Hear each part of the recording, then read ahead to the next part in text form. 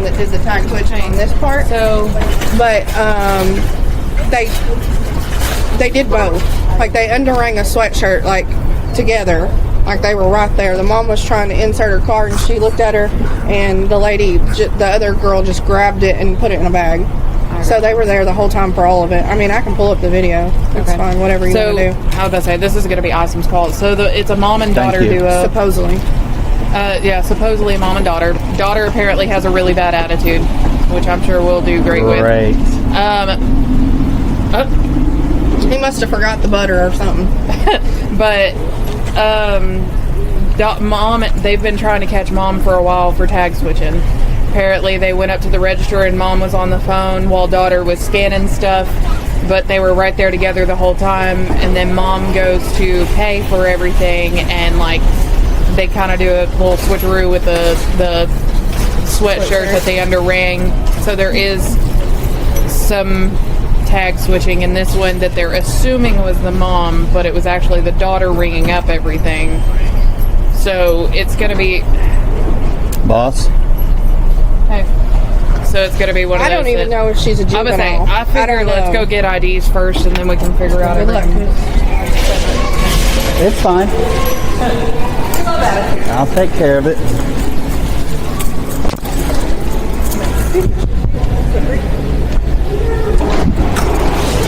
IDs. ID. How old are you? Let me go get 21. What's your name? Alexia? Do you have an Arkansas driver's license or ID? Do what? No. You've never had an ID out of any state? Okay, so what state is it out of? Here, Arkansas. It's out of Arkansas. Okay, so do you have an Arkansas driver's license or ID? Not on you. In general? Just in general. Okay. All right, If perfect. this comes back to not you, you're going to jail. I'm just Cassie, letting you're you. ready? Yeah. Thank you. I forgot. This was concealed in the mom's medication. That was not paid for. Well, Chris is saying that the mom's taking all the... They can't take charges. No. The mom is the tag switcher, right? Mm-hmm. So the mom, that was on here. Yeah. Okay. Was anything skip scan? Oh, no. This was skip scan. This was Who was skip doing scan. that? This was tag switch. The young lady was scanning. So both of them. Yes. At this point, the situation becomes more complicated than a simple case of one person scanning the wrong item. According to the store employees, investigators are looking at two different actions. Some merchandise may have been skip scanned, while another item may have been associated with a switched price tag. And that distinction matters, because an accidental misscan is not necessarily the same thing as deliberately changing a label to pay less. But there is another question here. If two people are standing together during the transaction, how much responsibility does each person carry? The daughter appears to be the one operating the scanner. The mother is reportedly nearby, speaking on the phone, and later attempting to pay. Store employees also suggest that the two remained together throughout the transaction. But being present does not automatically prove that someone understood every item being scanned or knew that a price tag had allegedly been changed. That is where surveillance footage becomes critical. Investigators would need to look beyond who touched the merchandise. They would want to examine the sequence of events. Who selected the items? Who handled the clothing before checkout? Did either person appear to inspect or remove a tag? Was there communication between them? And did their behavior suggest coordination? Or could one person have acted without the other, fully understanding what was happening? Those details can separate individual conduct from shared intent. At the same time, the daughter's role cannot be viewed in isolation. If she was scanning the merchandise, she was in direct control of what entered the system. If an item was skipped or entered under the wrong price, the footage may show whether it looked accidental or whether there was a deliberate attempt to conceal the discrepancy. For now, the officers appear to be treating both women as participants. But suspicion is not the same as proof, and proximity is not automatically evidence of a plan. The real question is not simply who was standing at the register. It is, what did each person know and what did each person intentionally do? In concert together. Okay. I'm going to go get a price now. Okay. You need this? Go back in I can tell you there. it's going to be over because of these two items right here. Okay, get back in there. Lose the attitude. I mean, you can go to jail. Sit. I'm going to go get a price. Okay. said I said it was a kid. I didn't know she found it. You have the video? Sure. Can you burn it? I can do better than that. I can attach the whole case and give you everything now. And send it to your email. Will it, is it not going to be a big file? But I'll get you a video of it. Ma'am, it's okay. You sit down. Oh, yeah, okay.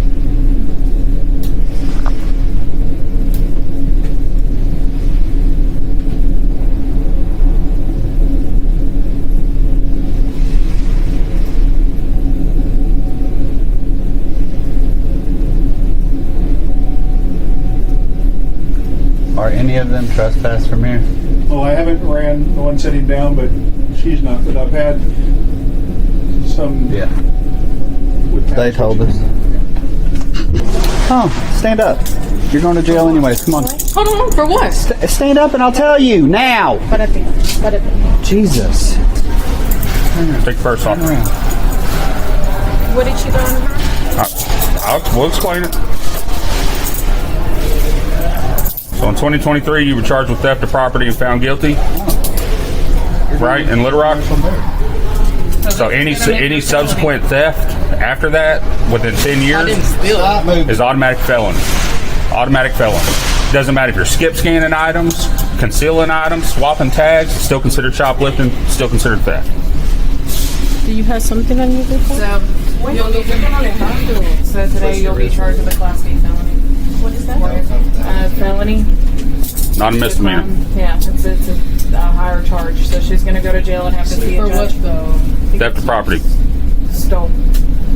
So, face the law. Yep. You can even see the sticker on it. Yeah. When she only scanned one. And this is the moment when the stakes change dramatically. What began as an alleged retail theft investigation is now being discussed as a possible felony, not necessarily because of the value of the merchandise involved today, but because officers say the daughter has a previous theft conviction. That distinction may surprise some viewers. When people hear the word felony, they often imagine a major financial loss, an organized theft operation, or property worth thousands of dollars. But criminal penalties are not always based only on the value involved in a single incident. Prior convictions can affect how a new allegation is classified and how seriously it is handled. The officer explains that skip scanning, concealing merchandise, and switching price tags may all be treated as forms of theft. From that perspective, the method may change, but the central allegation remains the same: intentionally obtaining property without paying the correct amount. But there is an important issue to keep in mind. A prior conviction may increase the potential consequences of a new case, but it does not automatically prove that the person committed the new offense. The current allegation still has to stand on its own evidence. Investigators must still establish what happened during this transaction and whether the conduct was intentional. And that is why the surveillance footage matters so much.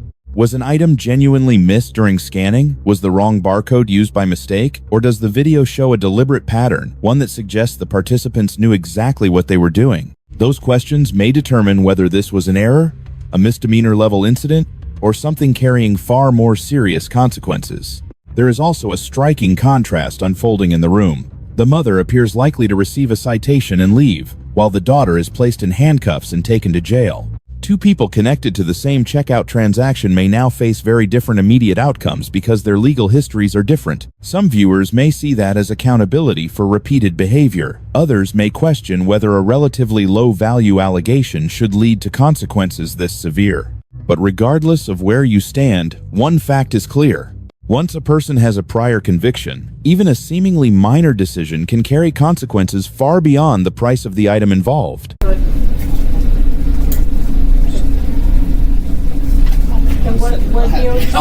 What, ma'am? Saline County Jail. A little claustrophobic.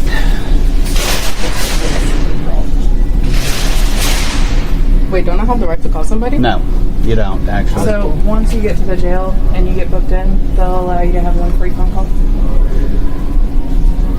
No prior felonies? No, this is, it was a misdemeanor theft, but Yeah. with it being subsequent. Oh, no, I'm aware. And here's mom's ID. Both of them are 52. Oh, yeah. The only thing mom has is endangerment second from a while back. Oh. I mean, if you, what did she A say? little weird. Oh, gotcha. Has she already signed her stuff? No. Okay. Here, take a seat for me. You sit. Did you send me both returns? I will. I have no yet. She needs a citation.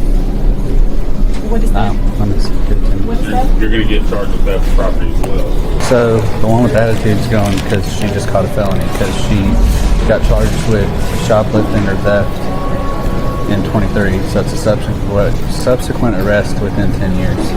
So she's catching a felony. And then the mom's getting a citation.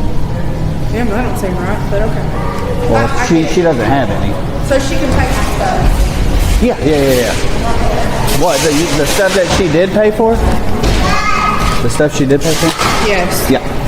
And you were saying about her that she could get bills fund, or you say another word, monetary? So I don't know if it's going to be a bail. Like it could be, like. But They could set like $1,000 bail or make you pay money, or they could do a signature bond, meaning she just has a Chris. sign promising she'll show up in court. And they'll let her out. I don't know which they're gonna do.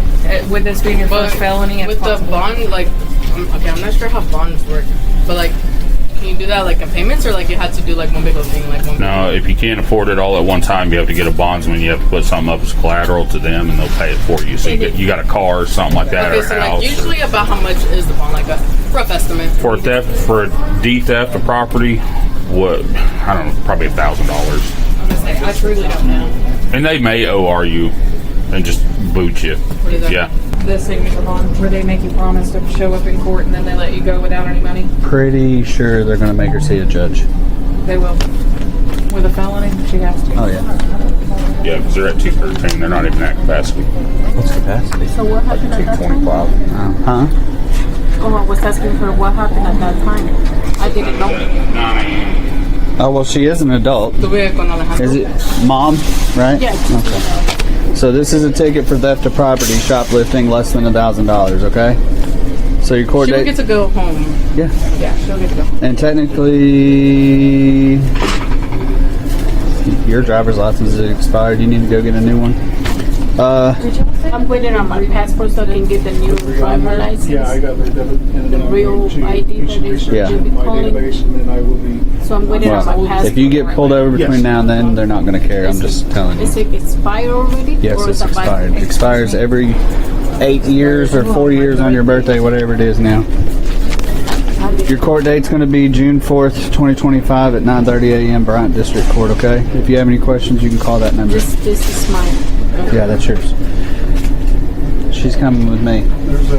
And there's no Passport, chance if that you she want get out today, right? Who? Who needs this? it. She asked for it. Wait, so they can't bring me like absolutely nothing in jail? What about like glasses? That's up to the jail.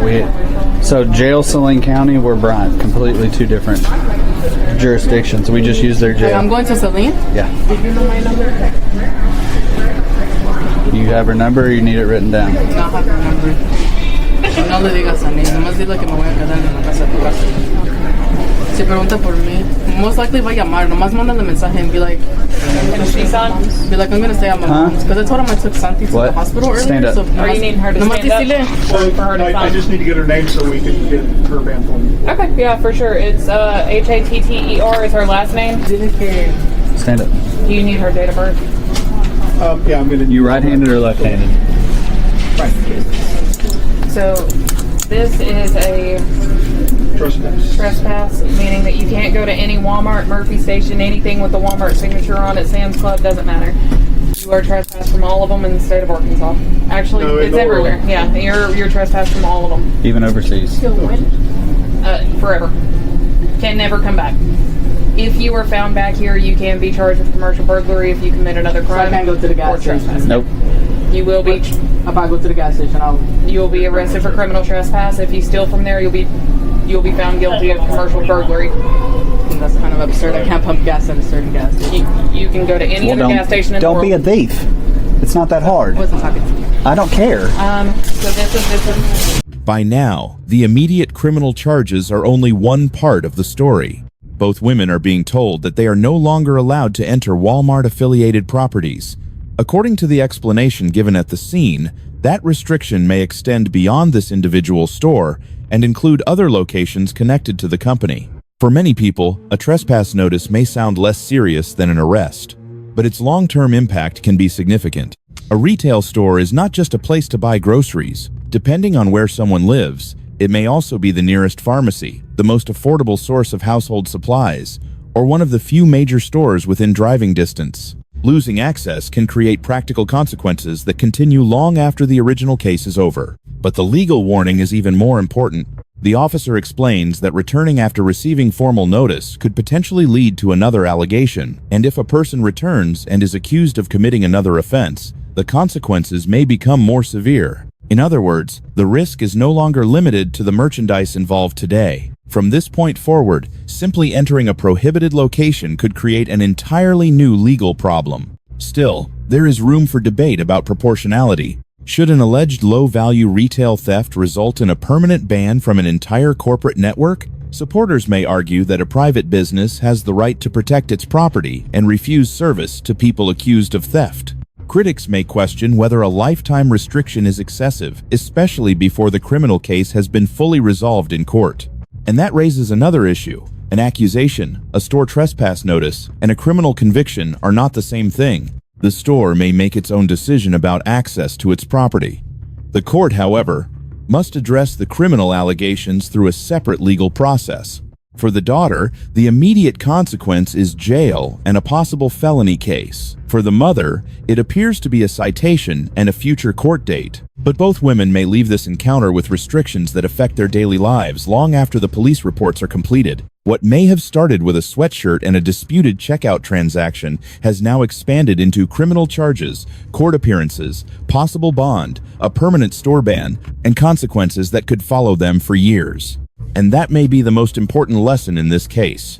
The value printed on a price tag does not always reflect the true cost of the decision. Saying that you understand that you have been trespassed, it is not admitted. What's going on? Where's Eads? He's a road. He's still at the meeting. I'm about to say, I'm going to dang. go. Really? No, you just, Could you get your subpoena for Davey on is this? your address the same as your mother's? Yes. Yeah. Cynthia, can you do that? Absolutely. Oh, wait, let me reprint it. Oh, okay. He's got to talk 2 more times for the same thing. Mejor ni le pregunto a él que me lo desbloque porque más se nos aprieta. I could not tell you. I don't know. Am I allowed to go in there? What was your question? No. I was listening to what you said. We were talking about... No, it's going to be plea and arraignment. She's the only one there. She either pleads guilty or she pleads not guilty and goes to trial. It's guilty, not guilty, or there's another one. No. If you plead not have- guilty, you're going to a trial. You have 2 options: guilty or not guilty. The only way that you go to court or get you talking about no contest, you got to. What is that? I don't know. That's a lawyer thing. I have no idea. Porque la última vez culpamos así. The only 2 options you have there are going to be guilty or not guilty. If you plead guilty, they'll send it to you. If you plead not guilty, it'll go to trial. You'll get a lawyer, and you can fight it. Paper. And then that's where the no contest or dismissed or whatever comes into play.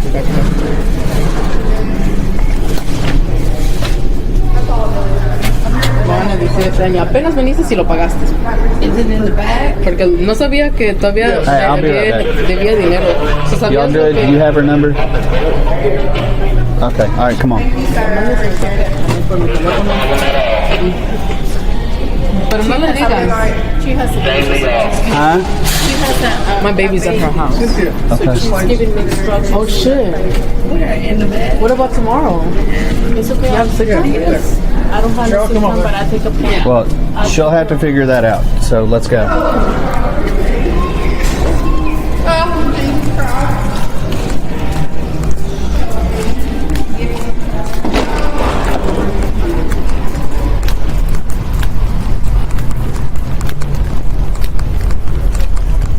It's going to be the one with the lights.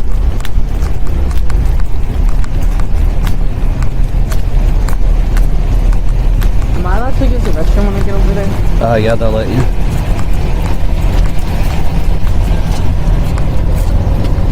Ten four. You want me to do it? No.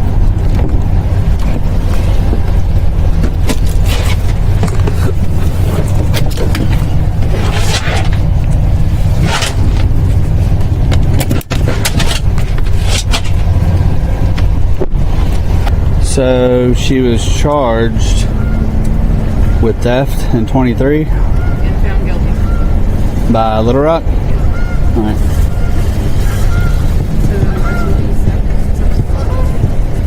Well, it's still the same charge. 536-103. Just a felony. There is. Where it says second. There is one. It's just not down at the bottom like it normally is.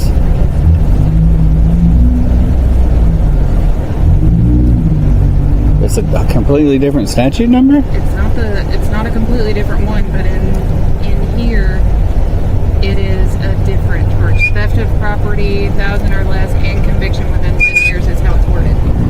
So, I didn't know that. yeah. Well, because how it normally is you just charge them with it, and everybody knows why, because it's in the statute itself. So. Well, with theft of property, it's all broken down in there because there's so many different parts of it. So do you fill? You do the warrant, not the Yeah. citation. Right. Okay. And then it would be the report number for the ticket number, right? And she doesn't even get that. That's just for our records. Just for our records. All right, cool. All right. I'll holler at you later. All right.